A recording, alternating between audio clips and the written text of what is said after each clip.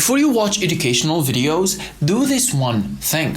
I started watching educational videos since I started watching YouTube about 8 years ago, and I found out that they all come down to one principle, of which I'm gonna give you right now. I promise that after this video, you will know if you have to watch the educational videos in the first place, you will know what educational videos, if the answer was yes, and also how to do with them. And I'm gonna do it by giving you the story, the lesson, and I'm gonna give you a secret of mine. So it all started about 8 years ago. I started learning all the different stuff about DIY and how to build all the things that I am interested in. So that was one thing that is interesting to me, is building, okay? So he's doing all of these situations and all of stuff, all of bullshit, DIY videos, and to be honest, it was pretty good. Okay, it's better than a lot of educational videos that are right now out there, especially that are targeting kids, okay? And look, I promise it will all make sense in a second, so just follow me here for a second. Basically, what happened is that I realized that my educational videos were different. And for a lot of time, it was just a bullshit excuse that I was giving myself because I didn't want to do the stuff that I had to do. As an example, I was watching entertainment videos. So you will say, how does entertainment educational, dude? It's not even edutainment, okay? I found that well, for me, because I wanted to become a content creator, I was saying to myself that, well, if I want content creation, I should be able to create content too, which is bullshit excuse. So if you're doing this as a disguise, it's literally bullshit in disguise. So if you're doing this and you say, well, I'm learning, you're not. So how we define learning, how we define education. So first, education coming from the Greek word eduk, which means changing from within. This is important, okay? Which means that you have to learn something that will literally change you from within. And that's why a lot of people argue that you don't have to be in the educational system or go to college to be educated. You can actually be educated otherwise, and that was literally the main point of Think and Grow Rich, the book by Napoleon Hill, when he was talking about when he was talking about Thomas Edison, who literally invented the lamp, as well as Henry Ford. He even got in depth with it. He got a little bit excited and passionate about the subject, and he said Henry Ford was called an ignorant. It was not. So he literally dropped out of 6th grade, but he was so educated, and people thought that he was ignorant, okay, because he just doesn't give a fuck about general knowledge. So there was these magazines or these newspapers that were literally calling him an ignorant. So he filed a lawsuit against them, and he said, like, you should not tell me that, you know? So he was in the court, and these people were trying to prove that literally he is an ignorant, and as an evidence, they called him to the court.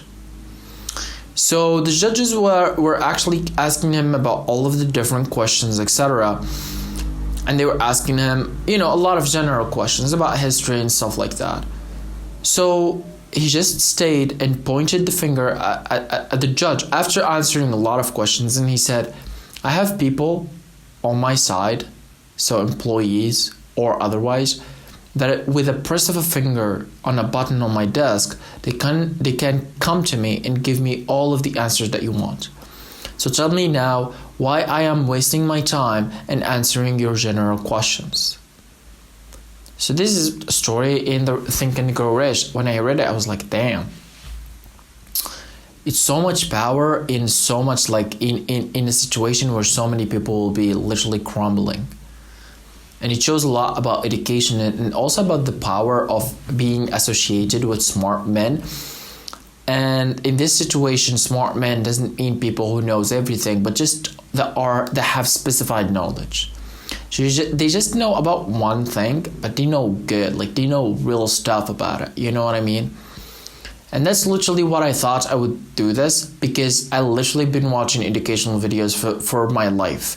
Even before YouTube was a thing, I was not watching all of the bullshit channels on TV. I was only watching National Geographic because it was all educational. Whether that be in general knowledge. Well, as a kid, it's better to watch general knowledge than specified knowledge, because you don't know what specified knowledge you want. However, I think if one kid finds his specified knowledge and he sticks with it, and he doesn't hate it midterm when in his teenage years, he can get so much far. Like, he can get so far. It's insane. I think an example of this is Cristiano Ronaldo doing all of this like crazy thing, because he started at a very young age. But the thing with educational content is because it's tricky. So you say to yourself, okay, so this is content that is education and it has a lot of value. Let's say you're watching Alex Hormozi's videos. It's very educational, it has a lot of value, it's awesome. But there's always this part of me that's like, I was literally watching Alex Hormozi before making this video, by the way. He was with CBum, like the world champion in heavyweight in bodybuilding. I was like, dude, okay, I'm gonna watch that. But it's just like, I always think about it. It's like, okay, so am I watching for entertainment or education? Because once you think about it from this perspective, it's like I can learn from everything. Like if literally I watch someone who is stupid doing whatever it is, I can learn from that by reverse psychology. I know that is stupid and I should never do it. And this happens a lot, it's like even Alex Hormozi was talking about him. He said an amazing quote that I love. He said, a lot of us have parents that they were great examples of what not to do, what not to be like, I think a lot of people can relate to this, especially in a world where fatherlessness is going crazy, okay? Talking from experience. So these stuff are crazy, but they're always part of the process, And here I asked myself, okay, so if I can learn from everything, what makes the difference between educational content and entertainment content? Because I can literally convince myself that entertainment also helps me. I'm gonna watch Mr. Beast video because I want to see how is the best person on the planet making his videos, so I can be like him, because that's what I want to be like. But also, it's a fucking show. So what the fuck? What makes the line between what is educational and what's not? And this is a tricky situation and tricky questions, because I had it for years. Until I did this research about myself. I tracked 18 habits for 30 months. And not only that, it's now got to 25 habits. And one of those habits was actually like my time consumption, etc., about social media. And one thing that I figured out, because I analyzed mine and also my best friends, who also some of them are content creators, so not only content consumers but also content creators. I figured out that a lot of time when we say we give time to education, it's really not profitable time. It's not the best time. It's not the best version of ourselves. It's not the closest to our dreams. It's not progress, etc. And I actually was thinking about it. It's like, dude, okay, so what makes the difference? It's like, should I only learn by experience? But wouldn't that also make me dumb? So if I should learn from the experience of others, then what's the thing? I think the main thing is like, who is the other? It's more important than what. It's who. I remember this guy from my classroom. He's my classmate. He's he's a man, okay? He said one day, and he came to me and he was giving me advices. I said, you know what? I'm not going to take these advices. He said, I just told you, you know what? It's like, it's an awkward situation. I said, you take advice, I take advice from people that I do want to be like them. And I don't want to be like you. And I told him, like, we're men, I don't give a fuck. And he took it like a champ, but I think there's a lot of meaning behind that sentence. It's like, if I don't want to be like you, I probably wouldn't take your advice. And if I take your advice, I'm going to take your advice in the best fucking specified knowledge that you have. So if someone is a hockey player, probably would not take his advice in bodybuilding or basketball or business or making YouTube videos. And the same goes the other ways. Like, There's this guy that I know that he's a great content creator, a great editor. I'm not gonna fucking ask him about what should I do in college, because probably he'll be like, drop out and start editing, dude. And also the same thing goes with college students. It's like, I'm not gonna fucking leave all the stuff that they study in college and go ask them about my content creation, because they do give me a lot of advice sometimes. I give people room to do whatever, say whatever. They represent themselves, they're adults. There's one guy that was like, your videos are great, but and he never completed the sentence. And I was curious, actually. I just wanted to learn what will he say. But a lot of people, the idea that was in my head is like, you're not qualified to fucking tell me what to do. You're not qualified to fucking tell me how to make my videos, because you never made videos at all. It's just what it is. So it's not me being rude, at least not 100%, but also it's me saying the truth. This is what I believe in. This is what I think. And if you don't think it's best for you, or it's fine, or it's nice to you, you can take it as you will, because my role is not to be nice. Sure, I can be kind, right? I even have it in my daily habits, is to be kind, but not nice. I'm not going to be nice to you and tell you something that feels uncomfortable in the moment, but will make you uncomfortable in the future, or make the future worse. I prefer to be uncomfortable in the moment, but have a fucking good future. So I always speak about this, and it's also about how to choose content to watch is really based on a lot of metrics. One of them is the educational. It's like, do you want education? Do you want edutainment? And the things you have to ask yourself, because I've asked a lot of people, especially the people that are in bad place mentally, not in therapy or something, let's chill here. So just people that I think are not strong, don't have strong of a persona, that's what I mean. Because I see that as struggling mentally, being honest. So I ask them, okay, what's your biggest time consumption? They're like, I do nothing. Okay, so what's nothing? I just scroll on social media. I was like, okay, that's not nothing. That's scrolling on social media. They're like, yeah, that's what I do. But just this, okay, whatever they say. Ask them, what's the thing that got you to spend all of this time? It's how much time do you spend at 4 hours, 5 hours, the entire day, whatever? I'm like, okay, this makes sense. It's what's the number one thing that gets you to consume social media? And a lot of times they just don't have the answer, and usually they say one thing, which is my pleasure. I just want to have personal pleasure. And I'm like, okay, so we want to have fun. They're like, yeah, that's exactly what I want. And I just look at them and I'm like, dude, I feel sad for hearing that, because you don't have what you want. And watching people having what you want will not give it to you. So might as well just stop doing that and go fucking do what you want. So that type of social media consumption is always bad. But I also consume social media. So there is, I think a few days ago, just 1 or 2 days, I was consuming social media. So I consumed social media, etc. I didn't sleep at time, whatever. Not a very good place, being honest. And I don't like that. So I remember waking up in the middle of the night. I don't know what time was that. And I wrote on my whiteboard.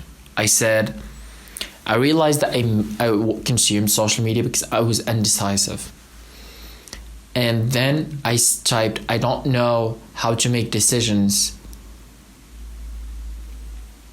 I don't remember actually, because I erased it. It was I don't know how to make decisions that, and it was an X description. I totally don't remember.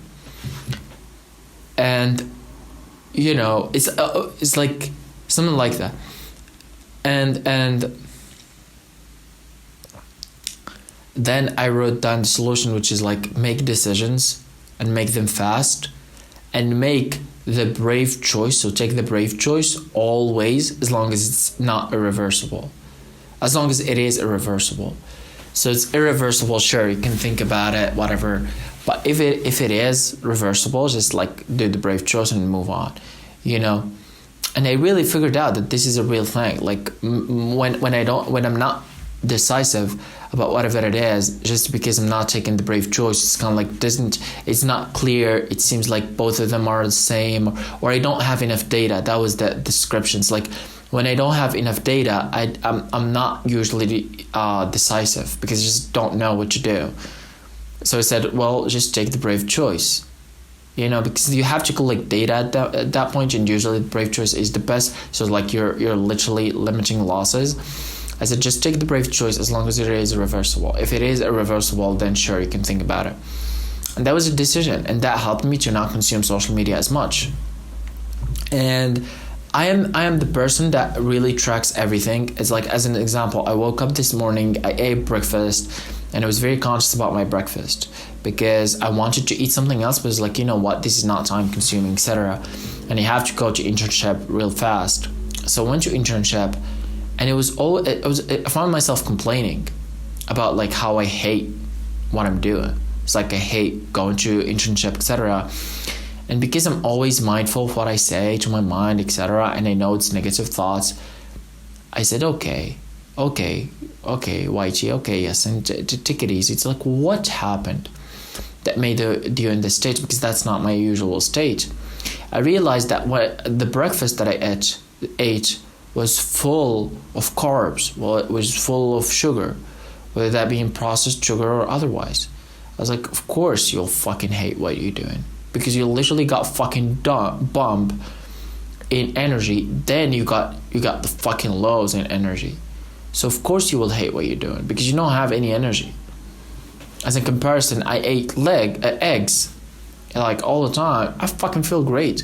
As an example, just in lunch, I came back home, I cooked 3 eggs, I ate them. I know it's protein. They tasted delicious as well. So like, I know that for the rest of the day, I'm gonna be fucking good. I know that 3 eggs are not a lot, so maybe now my energy levels are not as high, but I know I will not get fucking side effects of hating or complaining or having the negative thoughts, which is more like very, very fucking has a lot of huge impact, like more than any food or any fucking expenses. You know what I mean? Because I understand that if my mind gets filled with negative thoughts, I'm fucking screwed. And that's why, like, I came back and I felt weird. You know, I was like, I shouldn't be feeling this way. And I realized that it was all related to food. So the moment I fucking got my shit together, went cooking, I found that as well, I'm now on track. In fact, like, I was good on track in not only my stable stuff, but only in my discipline type of thing. You know, because I have like more than one character, and I felt like one, what to say, is like about what, 10 months ago, I was in that situation where I was like head down, you know, fucking monk mode, whatever that is. So sort of that. Especially that now it's like my mother was with us in the house, and my mother has special condition. So I always took care of my mother, which was time consuming. Now we don't have that, you know, temporarily. So like, I think about it. It's like, okay, now I have to do other stuff that are more useful, etc. And I really like don't have an excuse to not do the stuff that I have to do. And this is like more of a mental state. It's like how you go through these things. And this is me. Look, I said I promise that you will know if you're watching educational content, if yes, what to watch, and if no, like how to stop it. And this is the process that I think it's more effective. Just looking for what's the reason that is causing you to watch the bullshit content. If it's educational and you can practice that immediately, so like the content that I just watched of Alex Hormozi, it's not as educational. Like, sure, I can get some stuff, you know, one thing. Probably didn't get a single thing. And it was a good amount. I don't know how long was that, but it's probably like 15 minutes. It was bullshit. And I was like, you know what? Sure. I'm learning more about them and whatever. I took that. And also, but I understood that I will take that trade. You know what I mean? So it's usually that, and most importantly, looking for the reason that got you to watch the videos. I think after that you're just set up, like watch whatever you want, as long as you're not consuming, like you do not let it consume you, you consume it. I don't know if that makes any sense. So as I promised, now you're ready to fucking consume any content, okay? Know exactly what to do, not only to just consume. And what you've seen here today, you can never unseen. So you might as well just subscribe.